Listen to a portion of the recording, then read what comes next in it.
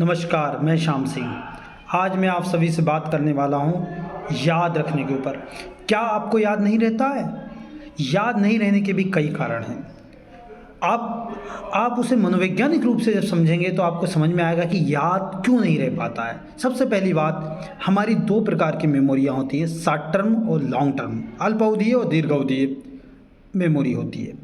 कई बार हम लोग उसे याद रख पाते हैं और कई बार याद नहीं रख पाते। उसके भी मेन कारण यही है कि जैसे आप देखेंगे कि आज से 3 दिन पहले क्या सब्जी बनाई थी वो आपको याद नहीं होगी, परंतु आज से 10 वर्ष पहले आप किसकी शादी में गए थे वो आपको याद होगा, क्योंकि वो लॉन्ग टर्म मेमोरी में है। शॉर्ट टर्म मेमोरी वाला डिलीट हो जाता है। दिमाग भी वही चीज़ों को याद रखता है जो आवश्यकता है, बाकी चीज़ों को नहीं रखता है।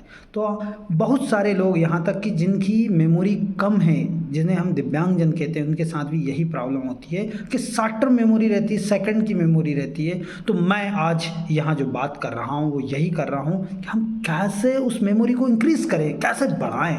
तो सबसे बड़ी बात तो यही है कि हम उसे लॉन्ग टर्म मेमोरी में कन्वर्ट करें। जैसे आप डेस्कटॉप या लैपटॉप पे काम करते हैं और उसे बंद कर देते हैं तो वो डिलीट हो जाता है, बट उसे सेव कर देते हैं, फाइल बना के रख देते हैं, तो नेक्स्ट टाइम जब आप उसे खोलते हैं तो वह मिल जाता है।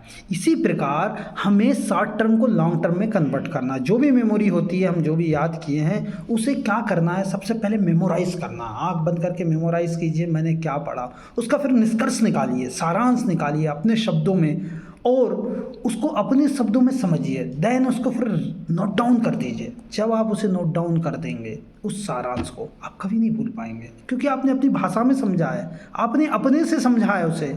ये ट्रिक अगर आप करते हैं तो आप भूल नहीं पाएंगे।